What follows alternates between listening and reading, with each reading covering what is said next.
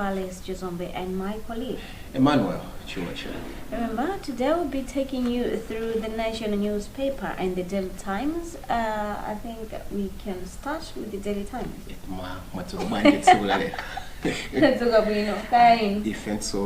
That was the Daily Times. Tears for JZU Tembo. As tributes pours in, I am shocked. Chakwera. Rilongwe, commonly perceived as a dusty city, hesitated to vomit its dust into the sky during the early hours of yesterday.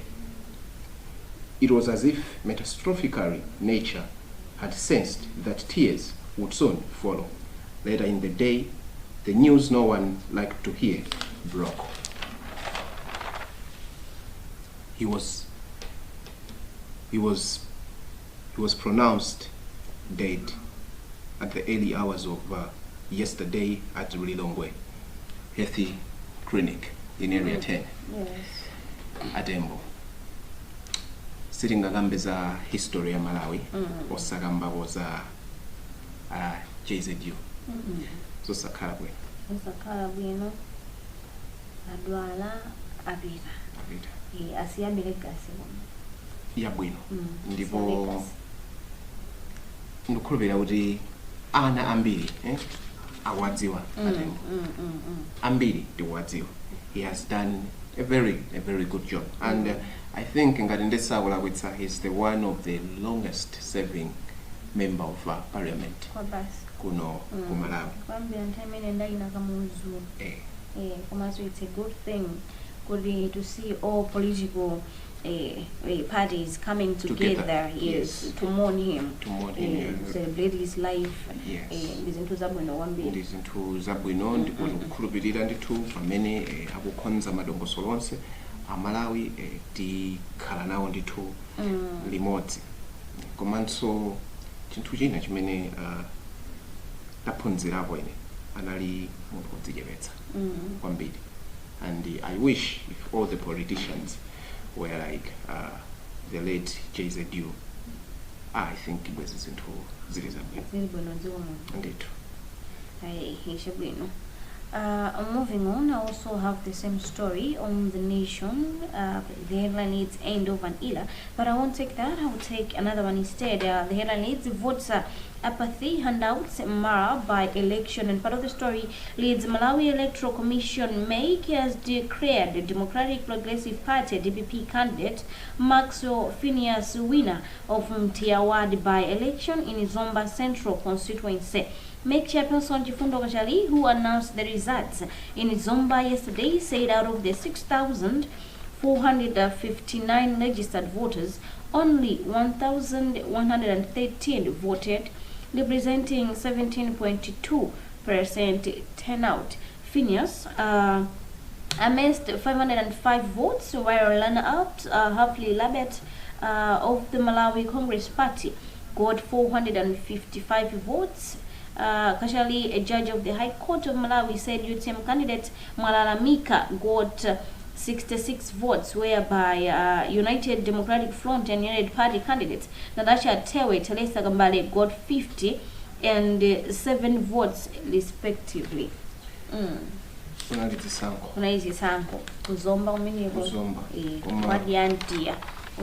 you look at the margin, many the figures are not yes. So out of 6,459, only 1,113 voted. I think another was over. This is another thing. You to enable with. And another was over. Yeah, and if it's some congratulatory, Kabizigabudi and Ambidi, sakukavota analembetsa koma osakavota. Yes. Very soon nthawi yatha tizikamba za presidential election. What does this tell us kuona kuti anthu ambiri sakupita kukavota? Maybe we should hope for the best. They're going to turn out. Komano still, they're going to turn out number yochepa. Yochepa kwa basi. Santu fana toka voter and people are tired. Happy domini kujaga kama nzele izua josiki jaga zdete jala. By the end of the day, lobe zoni muntu amini anamukhulupirira kuti mwina zinthu ziyenda zinthu zisintha palibe chimene akupanga anthu anakhumudwa koma tumukanira kuti anthu anakhumudwa ine ndimafuna ndikuzeni kuti kupanda kupita kukavotako kuti unakalembetsa ndiye osapita kukavota ndiye zimene amapezeka kuti wawina amene inuyo munthu simumafuna. So amalawi ine ndimafuna tilimbikitsane motere kuti tikakalembetsa akayambanso kulemba kaundula wamavuto kuti tikadzayandikira chisankho tiyeni tituluke mwaoninji tikavote tikasankhe anthu amene ifeyo tikuwafuna. Kupanda kupita osakavota kuti ife tidatopa nazo izi tikakhala pachidzuwa nthawi yayitali mapeto ake akawina amene inuyo simuna afune. So let us encourage one another regardless of kaya mwina takhumudwa kaya njani patriotism but for the love of our country, for the betterment of this country tikalembetsa tiyeni tidzikavota. There's another story here.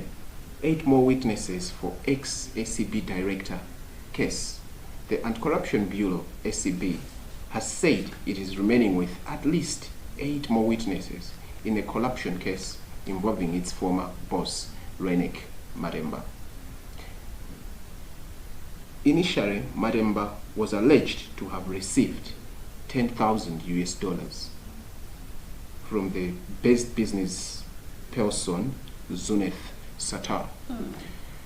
Zakatangale akuti mkulu wakale wa bungwe limeneli loona zolofufuzanso zadziphuphu akukanizidwa kuti adalandira ziphuphu nthawi imene ndalama za nkhaninkhani ndiye nkhani kuoneka kuti ili kukhoti akunena kuti pali mboni ndithu zoti zikayikire umboni kuti amene wadi adalandira ndithu ndalama.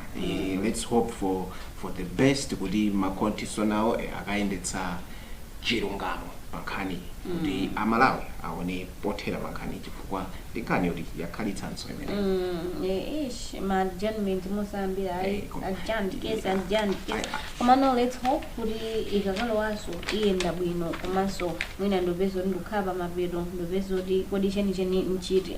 Moving on the 3rd page of the national newspaper, the headline reads, government moves to tackle recent murder cases. And part of the story reads, Malawi government has challenged security agencies to combine efforts in tackling the recent spate of murders and ensure that crime does not become a defining feature of the country's social fabric. Briefing the media at the Central Office of Information in Lilongwe yesterday, Minister of Information and Digitalization Moses Kunkuyo stressed that the government will do everything to solve these matters and enhance security in the country.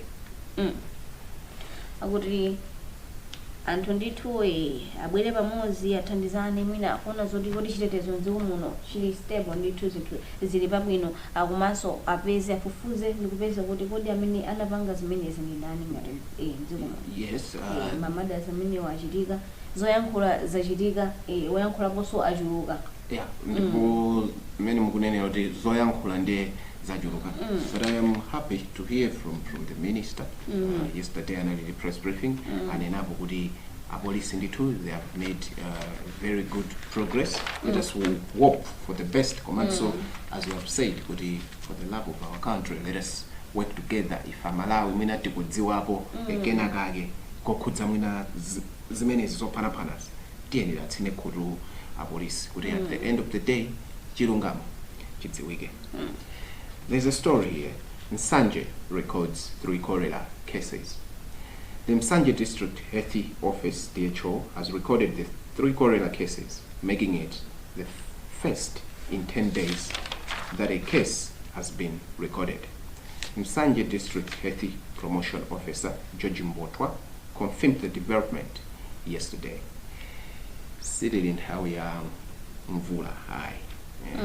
Koma kolera. Kolera. Ndiye ndi matenda ena opsa kwambiri, and tikamamva za kolera timadziwa kwambiri kuti it's all about hygiene.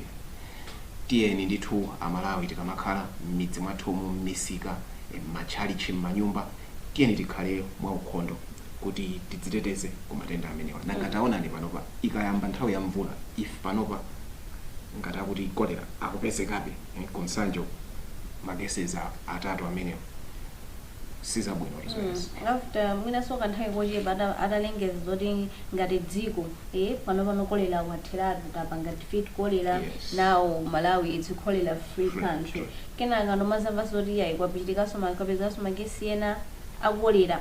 Ndi zinthu zokhumudwitsa, ndi zinthu zomvetsa chisoni. Tiyeni tiyesese mmakomomu kukhondo ndithu chifukwa kolera imabwera chifukwa cha umve. Wasati umve kuti yayi simakulopa kapena zinyalama siya pamapeza kuti kachakudya kungokasiya pena pake mwina ntchentche yachoka uko yangofika mmene pajena ndikudya. Ana makaswera ndithu kosiyana-siyana pamene kudya sana sambe m'manja ngofikira kakanyamula chinthu inunso angogwiraso chomwecho mukagwiraso chokudya maona. Ndiye ngati dziko tiyeni tilimbikitsane makomomu tizichita ndithu ukhondo kumasamba m'manja pafupi kumapanga zinthu zoyenerera m'makomo mwathu. Komanso kuboma akapanga ndithu ministry of health ka awareness ndithu kakukhondo kapitisa chitodikira kuti matendawo atipeze kenaka no pamene mwina tiyambe kuwauza anthu ndithu. Koma titayamba ndithu zinthu zidakali bwino ndicholinga chakuti kupewa amati kuposa kuti kupewa umakosa kuchiza. Komanso it starts with us. Ine sasa mungodikira boma. Ngati munthu ngati inu imene mulirayima pa nyumba simungaze kuti akhala ngati madzi ndifunika madziwa akhaya oyera kuti ndigwiritse ntchito madzi okumwa ndikuyeneka ndivindikire. Ndi zinthu zinazi zoti umangofunika zoti iweyo ngati munthu pawekha chinthucho utha kuchipanga. It starts with us. Samangodikira kuti ayi aboma abwere kuti atiuze zoti zakukhondo za pa nyumba sizimayenda choncho. Okay, moving on. The headline leads people raise 4.5 million to construct a bridge. That's the headline. Part of the story leads at least 11 people in Mzimba East have teamed up to construct a bridge close in Tete River to ease mobility challenges in their area. Speaking in an interview on Tuesday, Tete Bridge Construction Vice Chairperson Henry Sambo said the communities did not want to wait for politicians or elected leaders to mobilize resources for their project. Globe Village head Ngumayo said it was difficult to cross the river, especially during the rainy season. Anthu amene wawa ndithu ataona zoti ifere ndi vuto ndela mwathu tisadikire ma politicians amongobwera kuzango yankhulo zango lubwa ndikumapita ngati anthu tikuvutika ndife kudusa malopa. Tiye tilitani limodzi ndi anthu anabwera pamodzi kusonkha pana ndamwana 4.5 million akuzimangira okha bridge kuti azikwanisa ndithu kudutsa. Nadi zinthu zimavuta nthawi ya mvula kumano ndikuti bridge yakhota imaliza mayendedwe kumene koko aphweka. Izitu ndi zinthu zimene tikuyenera tidzipanga ngati dziko nthawi zonseti osamangoti boma. Kuli zinthu zambirimbiri zimene boma likuyenera kuchita. Choncho anthu amene watu apanga chinthu chabwino komanso timati tipemphe kuti anthuto asonkha ndalama zimenezi aonetsetse kuti zagwiradi ntchito yake yoyenerera. Osatinso timveso tsiku lina nkhani ina kuti ena atu pamenepa asololapo. So this is a very good thing and apitirize kutero. Tikatere zinthu ndithu zipitirira kuyenda bwino. Community development ndithu. I think we can move on to the business segment. Business segment, yes. Dollar hits 1,860 in Money Bureau. The Malawi kwacha picked up to 860 to a dollar in a foreign exchange bureau across the country. Figures from the Reserve Bank of Malawi (RBM) shows the rate is higher than 1,126 official rate displayed by the central bank. and authorized dealer banks. This means spread between the official TT rate that commercial banks are displaying now over around 730.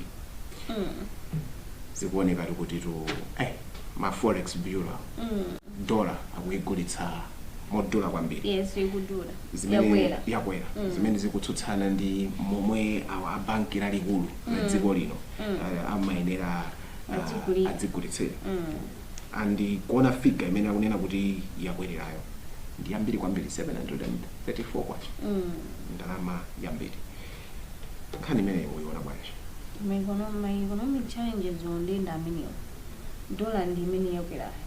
Monetization like it's worldwide. Abaso ndiwona balinkani ina because yomwe yakuti yen hits 11-month low against the dollar. Imene unazoti nthawi ndama ya ku China inali yamphamvu kuposa dollar panopa ndi yomwe yatsika dollar yakwera mtengo.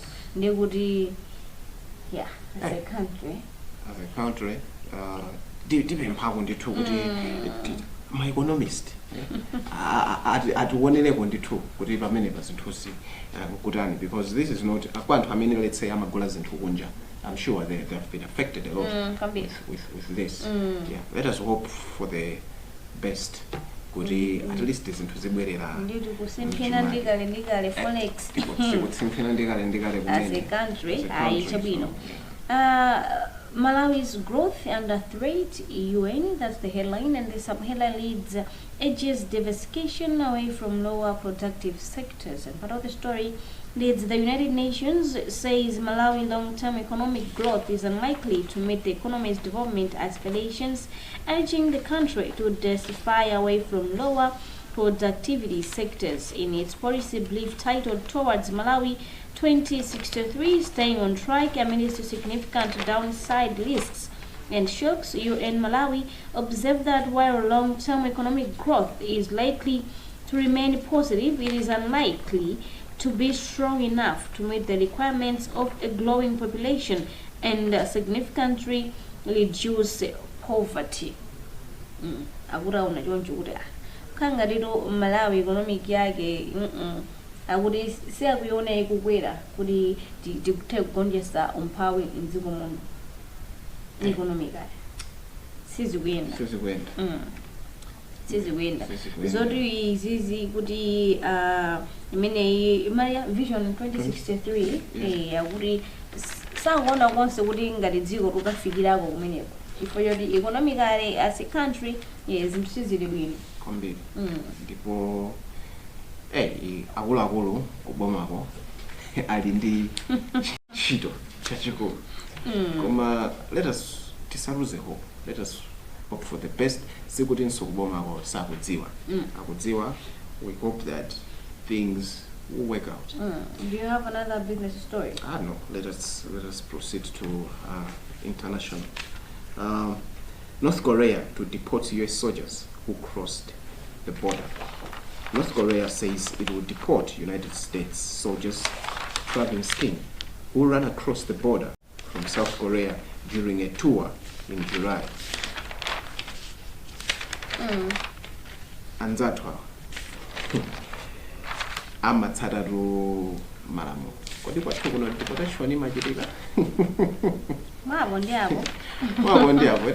Mabo ndiapo suzona makesi zambiri oti aina yapanga deport apanga komando amachitika let's say if not to ngatisidzana amakamba zoti kumene kuko ndithu mbali za ku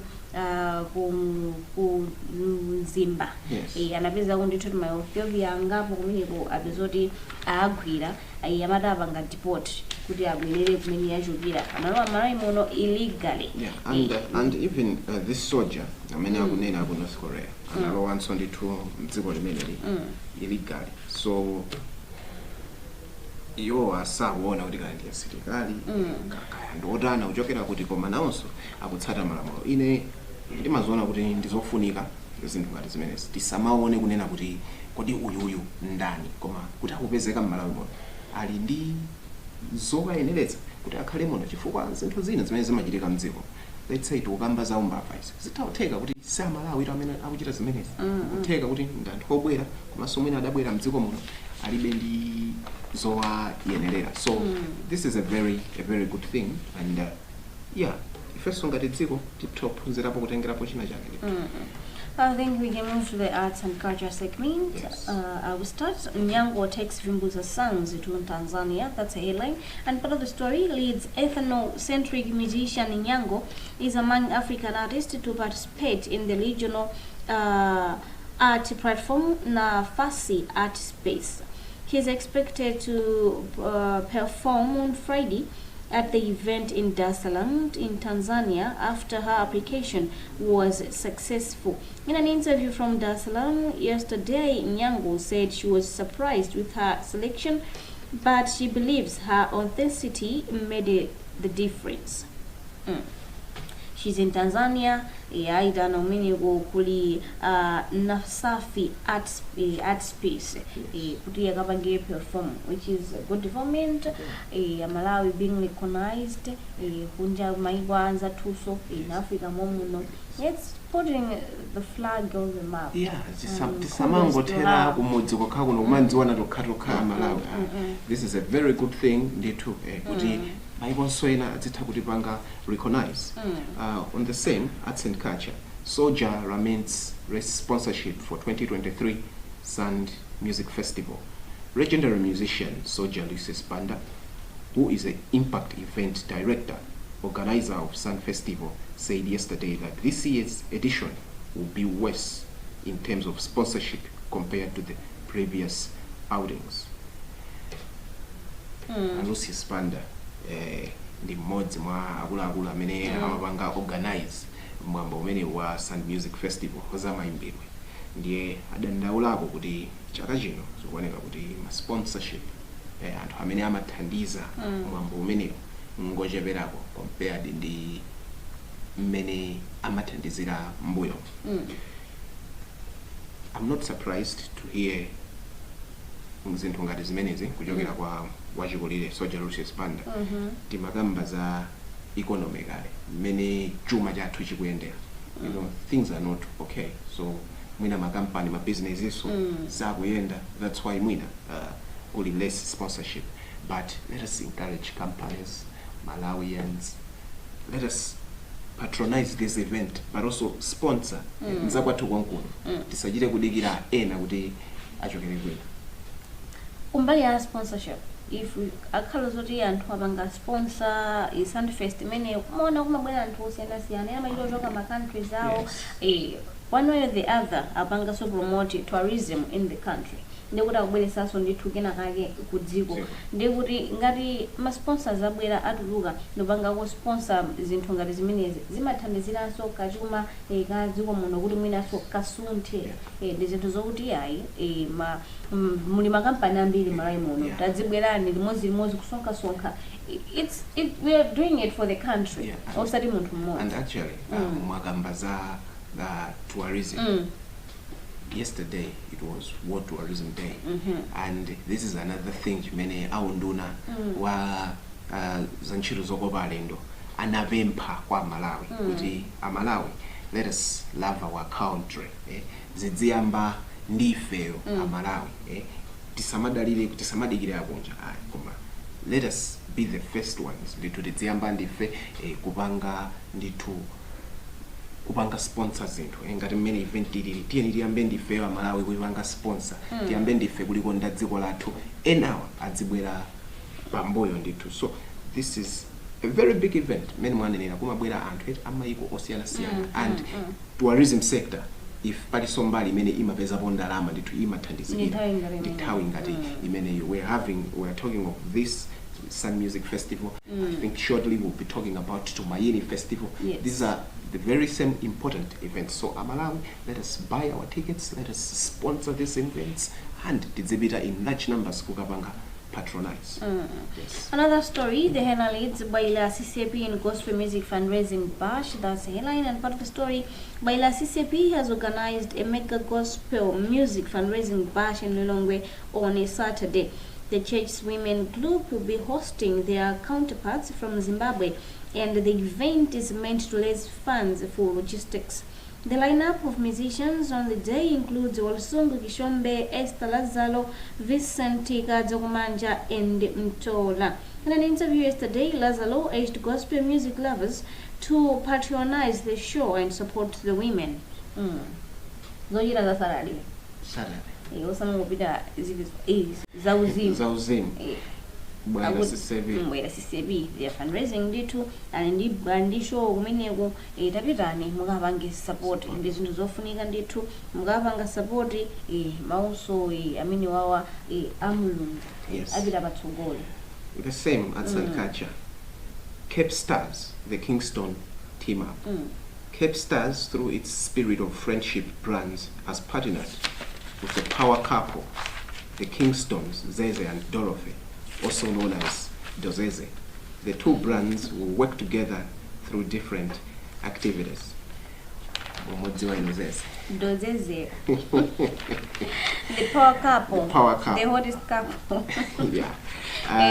This is a very good thing. Kumaona kuti musicians are 22 akupanga sign up my deal. At least azipeza kokena kake. And hawabanga recognize. Yes, it's a good thing. And I think this is an international, Is it a Malawian? Cape Stars. Yeah, Cape Stars. I'm not sure yet. Yeah, but it's a very good thing to hear my musicians who have sign up my deal like this. Let us hope for the best. Komanso banga sign my deals ipo kumaona kuti what's the contract saying. Kumasiwa kumamvesesana osati kinaka ba kumasana zoti sansana ndipase drama za 2 tizondatu sunaende chonchi bakuti sitina vane bwino popanga sign ma contracts amenewa ndi mabungwe osiyana ngati inoyo anthu oyimba kumaonaso ndithu kuti khangati contract imene tasainira naye tamvana bwino. On the back page, the headline reads Chilemba cancels boxing bonanza, and part of the story, South Africa-based Malawian boxer Isaac Golden Boy Chilemba has cancelled the boxing bonanza initially scheduled for this Saturday at Bingu National Stadium in Lilongwe.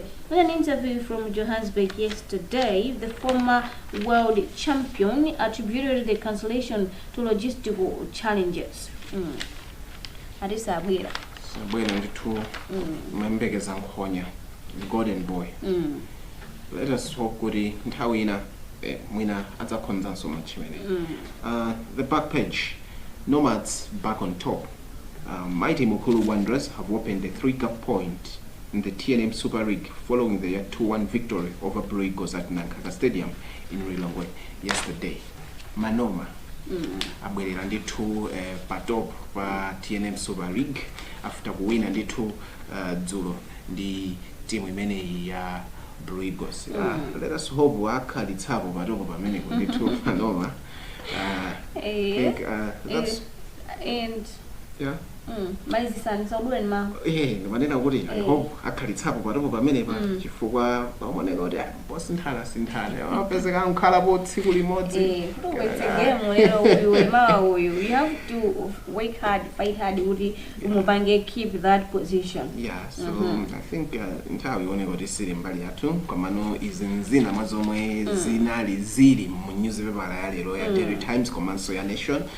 You can get your copy at 1,200. That is the Daily Times and where's the Nation. Yes.